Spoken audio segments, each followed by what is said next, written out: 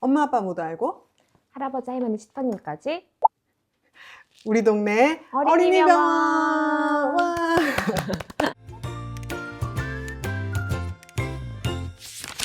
네, 안녕하세요. 소아청소년 정신건강의학과 전문의 박소영입니다. 네, 안녕하세요. 서울의료원 정신건강의학과 소아청소년 발달 클리닉에서 진료 중인 고민수입니다. 네, 제가 ADHD 시리즈를 하면서 우리 소아정신과 전문의 선생님들을 모시고 이렇게 도움을 받아서 영상을 제작을 하고 있는데요. 오늘은 그 사례 중심으로 이야기를 해보겠습니다. 네, 그럼 첫 번째 사례 들려주세요. 네, 초등학교 1학년 민호 이야기입니다. 민호의 아침은 날마다 아주 바쁩니다. 엄마가 일일이 지시를 해주지 않으면 민호는 옷을 갈아입던 중 갑자기 바지 대신 장난감을 들고 노느라 멈춰 있고 양치를 하러 가다가 욕실 앞에서 딴짓을 하며 시간이 훌쩍 지나가 버리고 맙니다. 책가방에 싸다가도 연필 하나만 보면 그림을 그리고 싶어서 엉뚱한 자리에 앉아버리고 준비물은 늘 빠뜨리게 일쑤입니다. 학교에서 돌아오면 간식을 먹고 바로 숙제를 하면 좋을 텐데 숙제를 시작하지도 못하고 TV 소리나 장난감이 눈에 들어오면 그대로 흘러가 버립니다. 숙제를 시작해도 연필을 깎아야 한다며 일어나고 지우개를 찾느라 또 돌아다니고 금세 딴 생각이 나서 10분 동안 한 줄을 못 쓰기도 합니다. 엄마가 민우야 이제 정말 숙제하자 라고 다독이면 조금만 나 이거 하나만 하고 라며 늘어지고 숙제하던 중에도 엄마 이거 왜 해야 돼 라며 투덜대다 마침표 하나 쓰고 다시 자리에서 내려옵니다. 저녁 시간이 되면 상황은 더 복잡해집니다. 숙제가 아직도 끝나지 않아서 엄마는 점점 더 초조해지고 민호는 피곤하니까 이제 더 하기 싫어지겠죠. 그래서 칭얼거리며 울음을 터뜨리고 엄마가 이제 좀 집중하자 하고 목소리가 높아지면 민호는 버티다가 엄마는 맨날 나만 혼내 라며 울면서 방으로 들어가 버립니다. 잠들기 전 정리되지 않은 책상과 내일 챙겨야 할 준비물 앞에서 엄마는 다시 한숨을 쉬고 민호는 엄마 옆에 와서 엄마 나 내일은 진짜 잘할게 라고 말하지만 다음날 아침이 되면 또 같은 이야기가 반복됩니다.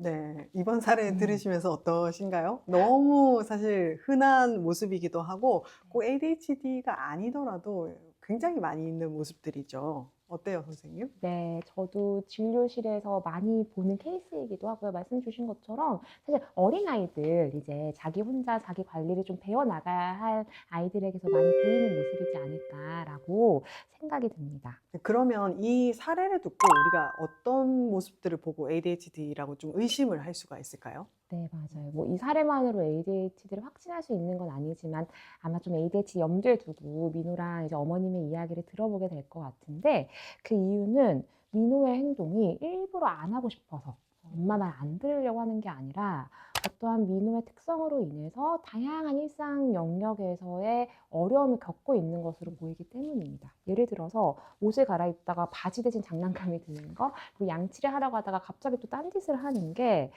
이게 진짜 민호가 갑자기 딴 길로 새는 게 괜히 그런 게 아니라 정말로 내가 어떠한 행동을 목표로 지금 가고 있었는지를 잊어버리게 되는 겁니다. 이거는 주의 전환 억제 능력이 부족한 것이기도 하고요. 주의력 유지 능력이 부족하기도 한 것입니다.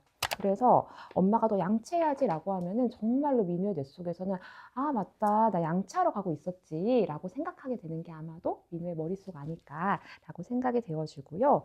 또 숙제하기까지 이렇게 오래 걸리는 것도 아무리 간단한 숙제라도 민우의 머릿속에서는 이게 너무 미로같이 복잡하여서 아주 막막한 거예요. 왜냐하면 ADHD 아이들은 무언가를 체계화시키고 구조화시키는 게 되게 어렵거든요. 그래서 어떠한 순서를 좀 만들어내는 게 어렵기 때문에 아 너무 많아 나 이거 못하겠어 라고 마음을 먹기가 쉬운 게 바로 ADHD 아이들의 특성입니다. 그리고 시작한다고 하더라도 이게 선택적으로 이 숙제에만 집중을 기울이는 게 또 어려워서 자꾸 딴 소리들이 들리고 또 시간 인지 능력이 조금은 부족하기 때문에 세워라 내어라 이제 몇 시간째 같은 숙제를 좀 이제 붙잡게 되는 거죠. 그래서 네. 이런 모습들이 사실은 우리가 뇌 중에서도 전두엽의 실행 기능과 관련이 있잖아요. 우리 뇌 중에서 전두엽이 하는 역할이 체계적으로 일의 순서를 정하고 우선순위를 정해서 실제 머리에 아는 것을 이제 행동으로, 액션으로 취하기까지 이런 이제 집행 기능을 담당하는 뇌의 부위인데 어린아이들은 당연히 전두엽 발달이 미성숙하지만 ADHD를 가진 아이들은 그 또래에 비해서도 전두엽의 실행 기능이 조금 더 미성숙하다고 또 알려져 있죠. 그러다 보니까 이런 이제 숙제와 같은 정신적인 노력이 드는 활동들에서 좀 어려움을 겪게 됩니다. 근데 이제 민호 사례처럼 민호가 숙제만 미루거나 안 하는 게 아니라 굉장히 쉬워 보이는 일인데도 이거를 못하는 경우가 많죠. 그래서 예를 들어서 이제 잠잘 준비를 해라. 보호자가 이렇게 얘기했을 때 우리가 잠잘 준비를 한다 이렇게 생각을 하면 일단 밖에서 입던 옷을 갈아입고 잠옷으로 갈아입고 그다음에 잠옷을 입은 다음에 원래 입던 옷은 빨래통에 집어넣고 그 다음에는 양치를 해야 되겠죠. 양치를 하고 화장실로 이동하고 양치가 끝나고 나면은 이제 잠자리로 들어가는 이런 이제 일련의 순서가 있는데 사실 이 일련의 과정이 우리 아이들에게는 머릿속에 쭉 그려지는 게 어렵다는 이런 뜻으로 이해를 하시면 좋겠습니다. 그래서 오늘은 ADHD 아이들뿐만 아니라 우리 아이들과 양육자분들이 아시면 좋을 전반적인 생활관리법, 자기관리법을 좀 알려드리고자 합니다. 네, 바로 ADHD 아이를 위한, 아니 어쩌면은 자라나는 아이들을 위한 5가지 공간관리법과 그리고 3가지 시간관리법입니다. 네. 선생님께서 저희 채널에 딱 맞게 준비를 해주셨어요. 저희 채널을 이렇게 명확하게 알려주는 것을 좋아하거든요. 그럼 하나씩 알아보겠습니다. 첫 번째는 ADHD 아이를 위한 5가지 공간관리법입니다. 첫 번째 팁은 너무너무 단순하고도 쉬운 방법입니다. 바로 물건의 개수 줄이는 방법입니다. 한번 지금 방 둘러보세요. 안 쓰는 뭐 장난감이나, 그쵸? 너무 많죠. 네. 1년 전에 산 책이고 이미 다 읽었는데 그냥 꽂혀져 있는 책들이나. 네. 그리고 뭐 네. 어린이집이나 유치원에서 만들었던 아이들 작품 이런 네, 것들. 맞아요. 네. 그리고 작아진 옷들 아이들. 네, 네, 맞아요. 양말, 네. 뭐 아주 아기 때 것부터 다 있지 않은지. 네. 사실 이런 물건을 줄이는 것은 공간을 깔끔하게 이제 만들어주는 것은 당연하고요. 아이들로 하여금 물건의 개수가 별로 없네. 나도 한번 정리해 볼까? 이런 자신감을 심어주는 환경의 단순화입니다. 물건이 너무 많으면은 아이들이 막막해요. 이거 내가 어떻게 정리해? 나 몰라, 나 안 해. 라고 하게 되는 거라서 물건을 줄이는 가장 기본적인 방법을 꼭 하시기를 추천드립니다. 네, 좋습니다. 네, 두 번째 팁입니다. 두 번째는 바로 제자리를 정하기입니다. 방금 첫 번째에서 물건의 개수를 최소화해서 좀 환경을 단순화시키는 걸 말씀을 드렸잖아요. 그러면은 이제 좀 쉽게 할 수 있습니다. 매일 쓰는 물건 꼭 있어야 할 장소에 그 자리에 놔두는 것이 중요하겠죠. 그래서 원래의 위치, 제자리를 갖게 하는 것이 공간관리의 두 번째 팁인데요. 그래서 우리도 어렸을 때 생각해보면 유치원이나 초등학교 저학년에는 꼭 사물함이 있고 사물함에 또 자기 이름이 있고 또 신발장에는 또 신발을 놔두는 곳이 있고 또 양치컵을 놔두는 곳이 있고 다 각각의 자리가 있습니다. 그래서 우리 집 안에서도 우리 아이의 공간에 제자리를 만들어서 그 제자리를 찾아갈 수 있게 해주시는 것이 필요하고요. 그러면 우리 아이들이 기억해야 할 뇌의 부담이 좀 줄어들고 또 동시에 제자리에 갖다 놓는 연습을 반복적으로 훈련을 하게 되면서 또 이제 잘 정리하는 아이가 되는 첫걸음이 되겠죠. 세 번째는 시각화하기입니다. 시각화는 아이들의 복잡한 머릿속을 정리해주는 가장 기본적인 방법입니다. 눈앞에 보여주는 거예요. 생활 규칙 같은 것을 아이가 잘 보이는 냉장고에 붙여놓거나 하루의 스케줄을 우리가 이제 적어서 이제 보여주는 것도 아이들이 기억하지 못하는 것들을 눈앞에 계속 보여주는 것을 말해요.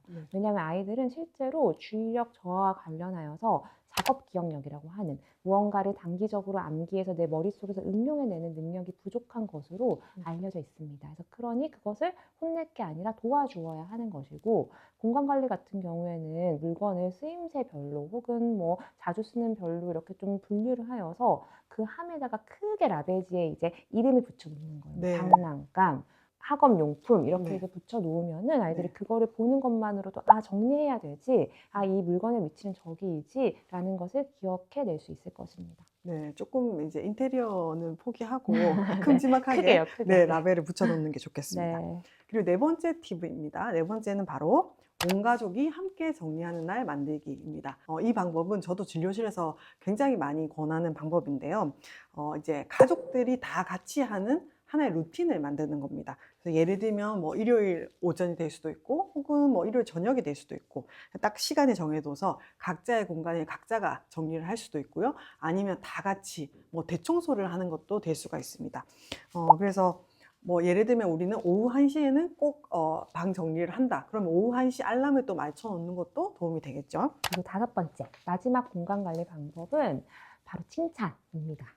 항상 등장하는 칭찬이에요. 네. 근데 이때 칭찬이 뭐 완벽하게 정리했을 때 칭찬하는 게 아니라요. 아이가 정말 사소한 것이라도 빨래를 빨래통에 갖다 놨다. 아니면 연필을 연필통에 들여놨다. 이러한 변화들을 포착해서 진심으로 그 행동에 대한 구체적인 언급과 함께 칭찬이 하는 것이 아이의 또 다른 어떤 성장을 도모하는 방법이라고 생각을 합니다. 네. 우리가 이제 가끔 그 살림의 달인 이런 거나 생생TV 이런 걸 보면 정리의 달인 이런 분들 나오시잖아요. 근데 그런 분들께서 항상 제일 처음 말씀하시는 게 버려라. 네. 였던 것 같습니다. 그래서 이 5가지 중에 하나라도 먼저 실행을 한다면 오늘 우리 집에 있는 불필요한 물건들을 정리하는 거, 거기서부터 우리 아이와 함께 공간 관리를 시작할 수 있을 것 같습니다. 자, 그러면 공간 관리 5가지 알아봤고요. 두 번째는 바로 시간 관리법입니다. 시간 관리가 정말 많은 부모님들이 고민하시는 부분이죠. 왜냐면은 사실 일을 하시는 부모님들도 많고 또 아이들도 되게 바빠요. 학교에서 갔다 오면 또 학원을 가야 되는 경우들도 있고 오늘 안 하면 내일로 미뤄져서 일이 더 많아지니까 매일매일 일어나는 일인데 서로를 힘들게 하는 일이기도 하거든요. 근데 실제로 연구를 통해서 밝혀진 것이 이 ADHD를 가진 아이들이 지금 몇 분쯤 됐겠다 하는 이런 능력이 조금 미성숙해서 시간 자체를 과잉 추정하거나 혹은 과소 추정하는 경향이 있다고 합니다. 그래서 2시간을 놀았는데 나 10분밖에 못 놀았어 뭐 이런 식으로 반응을 한다든지 아니면은 1분밖에 안 지났는데 나 왜 이렇게 너무 힘들어 뭐 이렇게 한다든지요. 그래서 우리 아이들한테 필요한 것은 뭐다? 네, 바로 시계죠. 우리 ADHD 아이들은 시계와 친해져야 됩니다. 내면의 시계가 스스로의 시간을 측정하는 것이 어렵기 때문에 외부에서 시계를 통해서 우리 아이들이 수시로 시간을 확인할 수 있는 버릇을 알려줄 수가 있습니다. 그러면 일상에서도 자기가 해야 될 일이나 루틴을 알려주는 알람이나 시계를 활용을 해서 우리 아이가 생각을 전환하고 또 행동을 시작할 수 있는 그런 도움이 되는 그런 유용한 도구가 되겠죠. 그래서 아이가 내면의 시계와 실제 시간의 차이를 점점 좁혀 나갈 수 있는 그렇게 연습과 훈련을 시켜줄 수가 있겠습니다. 두 번째 팁은 바로 생활 계획표와 할 일 목록, 투두 리스트를 작성하는 것입니다. 네. 저희 어릴 때만 해도 방학 중에 탐구생활 받으면 맨 앞페이지에 동그란 거 그려가지고 네. 거기 아침 기상 시간, 심지어 저는 뭐 아침 먹는 시간, 간식 먹는 시간, 저도. 네, 뭐 네. 숙제, 네. TV 보는 시간 10분이라도 딱 해놓고 네, 네, 네. 마지막 꿈나라까지 엄청 꿈나라. 네, 꿈나라 네. 꼭 달 그려놓고 네, 하는 네. 그 생활계획표를 그렸었던 것 같아요. 근데 물론 한 3일만 지나도 늦잠 자고 그 계획표대로 생활한 적은 없기는 하였는데요. 그래도 내가 이 시간에 너무 좀 짧게 내가 잡아놨었구나. 아니면은 이 시간은 내가 생각보다 더 많이 필요한 거였었구나. 이런 좀 진짜 시간에 대한 어떤 가늠을 하게 계속 연습을 좀 시켜놨었던 것 같고요. 그리고 또 무엇보다도 하루라는 그 일과에 대한 것이 시각화가 되었던 것이 저한테 되게 도움이 되었던 것 같습니다. 그래서 되게 실패를 반복하더라도 나중에 정말 뭐 시험 기간이나 필요한 순간에는 결국에는 그런 생활계획표를 다시 또 제가 사용하고 있게 되더라고요. 그래서 하루가 뒤죽박죽일 수 있는 우리 아이들에게 일상의 루틴을 시각화해서 보여주는 것이 바로 생활계획표라고 할 수 있겠습니다. 그리고 할 일들에 대해서도 투두 리스트를 작성해 보게 하고 어머님이 같이 한번 뭐가 더 우선순위인지를 계속 좀 같이 함께 좀 조정해 나가는 거, 이 연습들을 계속 같이 해 나가는 것을 추천드립니다. 네. 실제로 저는 진료실에서 방학이 되면 꼭 같이 그 동그라미 그려보시라고 네. 말씀드리거든요. 그리고 저도 아직까지 다이어리를 매일 쓰고 있습니다. 몇 시엔 뭘 한다, 몇 시엔 뭘 한다. 그래서 좀 활용해 보시면 좋을 것 같습니다. 그리고 시간 관리 마지막 3번째는 바로 시간을 쪼개기입니다. 우리 ADHD 아이들은 너무 길게 느껴지는 시간들, 너무 방대한 것 같이 느껴진다면 압도당해서 아예 시작을 못하게 되는 경우들이 있죠. 그래서 이 시간을 쪼갠다는 것은 아이들이 집중할 수 있는 최적의 시간을 찾아내서 그 시간 동안 집중하고 중간중간 휴식을 짧게 주는 것을 이야기합니다. 그래서 짧은 시간 단위를 활용해서 우리 아이들의 집중력을 향상시킬 수 있는 그런 방법이 되겠죠. 이렇게 시간을 쪼개서 활용하는 방법을 저희가 포모도로 시간 관리법이라고 하는데요. 해야 될 일이 있다면 시간을 맞춰둡니다. 한 약 25분간 집중하고 이후에 5에서 10분 정도 휴식하는 것을 반복하고, 그래서 25분을 4번의 사이클 정도로 반복을 하면 집중하는 시간이 100분이 되는 거잖아요. 그러면 1시간 30분에 집중 시간을 가질 수 있고 이제 그런 이후에 또 2, 30분 정도의 조금 더 긴 휴식 시간을 갖게 됩니다. 이런 식으로 짧게 집중을 한다면 오히려 이렇게 짧은 집중 시간이 우리 아이들에게는 집중력을 향상시킬 수 있는 이런 계기가 되면서 단기 집중력은 올라가고 또 본인이 가지는 성취감도 올라가서 결국에는 효율적인 시간 관리를 할 수 있게 도와주는 역할이 되겠죠. 그래서 요새는 포모도로 시계라고 해가지고 아이들을 위한 알람 시계들이 좀 시중에 나와 있는 것들이 있는데 이것도 아까 선생님께서 꾸준히 말씀해 주신 시각화 할 수 있는 시계들이 많이 나와 있더라고요. 그래서 그런 것들을 활용해 보시는 것도 좋을 것 같습니다. 자, 그러면 우리가 5가지 공간관리법과 3가지 시간관리법 알아봤는데요. 한번 요약해서 말씀해 주시겠어요? 네, 선생님? 알겠습니다. 첫 번째는 물건 개수 최소화하기. 네, 최소화하기이고요. 두 번째는 물건의 제자리, 원 위치 정하기. 가족 다 같이 쓰는 물건이라면 가족 전체의 규칙, 제자리를 정하기. 세 번째는 시각화하기. 라벨을 꼭 붙여가지고 물건의 어떤 함에 붙여주시고요.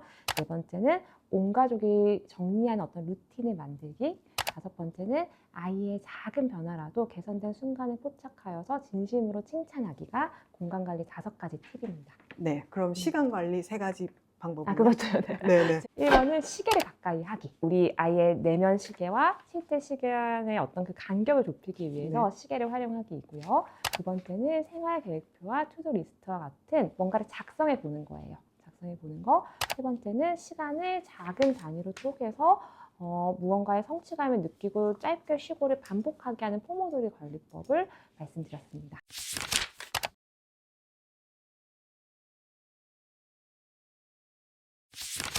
네, 5가지, 3가지 다 잘 기억하셨죠?